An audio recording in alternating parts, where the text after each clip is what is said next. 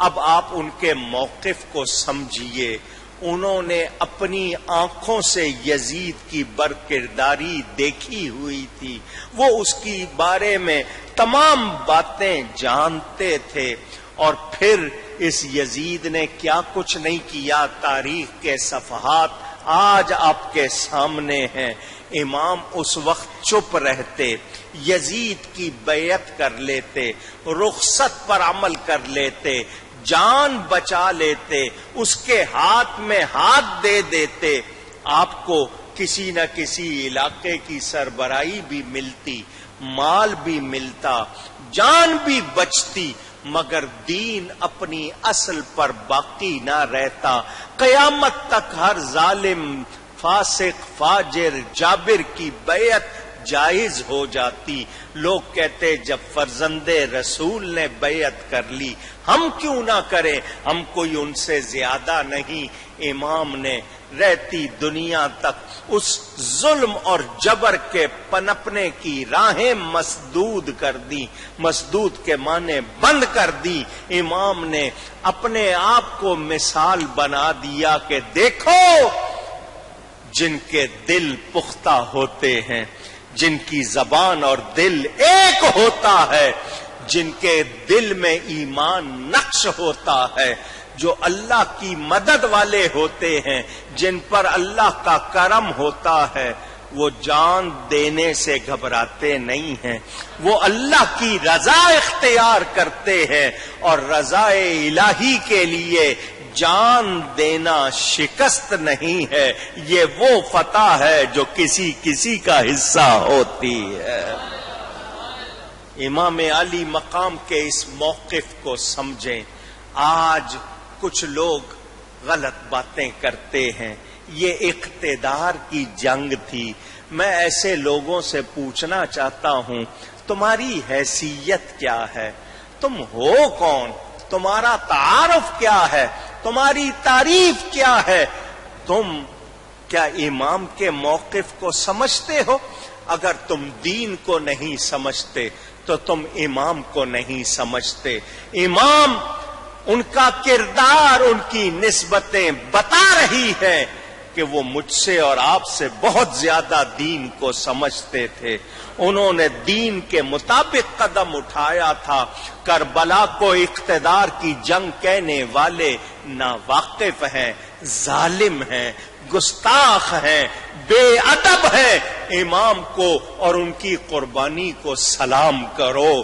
آج دین اپنی اصل پر باقی ہے تو یہ امام کی قربانی کا نتیجہ ہے. وہ اگر قربانی نہ دیتے تو یہ گلشن اسلام خزاں کا شکار ہو جاتا. وہ میرے اور آپ کے محسن ہیں، ہم ان پر اعتراض کریں؟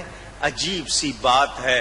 تو جو اعتراض کرنے والے ہیں انہوں نے دین کو نہیں سمجھا. جب دین کو نہیں سمجھا تو امام کو کہاں سمجھ پائیں گے؟ جب تک دین کی سمجھ نہ ہو امام سمجھ میں نہیں آ سکتے، ان کا موقف سمجھ میں نہیں آ سکتا. میں نے آپ کو بہت مختصراً بتا دیا کہ ظالم مستحق امامت نہیں، اور اس کی امامت کو قبول کر لینا. وقتی طور پر جو کمزور ہوں وہ رخصت پر عمل کر کے قبول کر لیں تو وہ ان کا موقف. لیکن صاحبان عزم، اولو العزم، وہ لوگ کبھی باطل کے سامنے جھکتے نہیں ہیں. امام نے بتا دیا میں شجاعت رسول کا مظہر ہوں، میں کسی کمزوری کا مظاہرہ نہیں کروں گا. اور انہوں نے تقوی کی بقا کے لیے، دین کے اصولوں کو باقی رکھنے کے لیے قربانی دی ہے. ہم ان کو سلام کرتے ہیں، رہتی دنیا تک ان کو سلام کیا جائے گا. جو اعتراض کرتے ہیں ان کی کوئی حقیقت نہیں. یہ مختصراً میں نے آپ کو بتایا تاکہ آپ کو امام کا کردار سمجھنے میں آسانی ہو. واقعات کی میں یہاں سے ابتدا کر رہا ہوں. جو چیز ہونے والی ہوتی ہے اس کے اسباب بھی ظاہر ہو جاتے ہیں۔ ابھی امام پاک دنیاوی عمر گنتی کے لحاظ سے جس کو بہت چھوٹی عمر کہتے ہیں، دودھ پیتے بچے تھے، حضور نے اس وقت اعلان فرما دیا تھا میرے بعد میرے اس بیٹے کو کربلا میں شہید کر دیا جائے گا۔ اور حضور نے اس جگہ کی مٹی بھی حضرت ام سلمہ اپنی بیوی کو دی تھی۔ ان کو کیوں دی تھی؟ نبی کو پتا تھا اس وقت تک یہی دنیا میں موجود ہوں گی، باقی بیویوں کو نہیں، انہی کو دی، پتا تھا کہ یہ موجود ہوں گی۔ ان سے فرمایا اس کو شیشے میں یعنی بوتل میں رکھ لو، جس دن یہ مٹی خون ہو جائے گی سمجھ لینا میرا بیٹا کربلا میں شہید کر دیا گیا۔ سب جانتے تھے کہ یہ واقعہ ہونا ہے۔ کیسے ہوا؟ حضور صلی اللہ علیہ وسلم کا ارشاد، میرے بعد خلافت علی منہاج النبوہ، نبوت کے طریقے کے مطابق خلافت نیابت 30 برس ہوگی۔ حضرت ابو بکر 2.25 سال، حضرت عمر فاروق 10 سال کچھ مہینے، حضرت عثمان غنی 12 برس اور کچھ مہینے، حضرت علی 6 سال اور کچھ مہینے، امام حسن کے 6 مہینے شامل کریں یہ 30 برس بنتے ہیں۔ فرمایا اس کے بعد ملوکیت، بادشاہت ہو جائے گی، خلافت نہیں رہے گی۔ ان پر خلفائے راشدین پر خلافت علی منہاج النبوت کا دور مکمل ہوا۔ حضرت امیر معاویہ رضی اللہ تعالی عنہ نبی پاک صلی اللہ علیہ وسلم کے صحابی ہیں، اور جس سے اللہ راضی، میں اور آپ اس سے ناراض ہو سکتے نہیں۔ وہ صحابی ہیں، ان کی صحابیت یہ وہ شرف ہے جس کے بعد مجھے اور آپ کو ان کے خلاف کچھ کہنے کی جرأت نہیں ہونی چاہیے۔ کوئی کہے کہ نہیں صحابی کا بیٹا، تو پھر حضرت نوح علیہ السلام کے بیٹے کے بارے میں کیا کہو گے؟ قرآن کہتا ہے انہو لیس من اہلک، وہ تمہارے اہل میں سے نہیں۔ کیوں؟ انہو عمل غیر صالح، اس کے عمل نیک نہیں ہیں۔ تو جب نوح علیہ السلام کا بیٹا اپنی بدعملی کی وجہ سے اہلیت اور اس شرافت سے نکل گیا، تو پھر یزید پلید کو صحابی کا بیٹا ہونے کی وجہ سے کوئی عزت نہیں رہی، کیونکہ اس نے جو بدعملی کی اس کی وجہ سے وہ بھی اس شرافت سے نکل گیا، وہ صحابی نہیں ہے یزید، کیونکہ صحابی تو اس کو کہتے ہیں جس نے اپنی دنیاوی زندگی میں ایمان والا ہو کر نبی کی صحبت پائی ہو اور اس شخص کا انتقال بھی ایمان پر ہوا ہو۔ یہ تو حضور کے کتنے 15 برس کے بعد تو پیدا ہوا ہے۔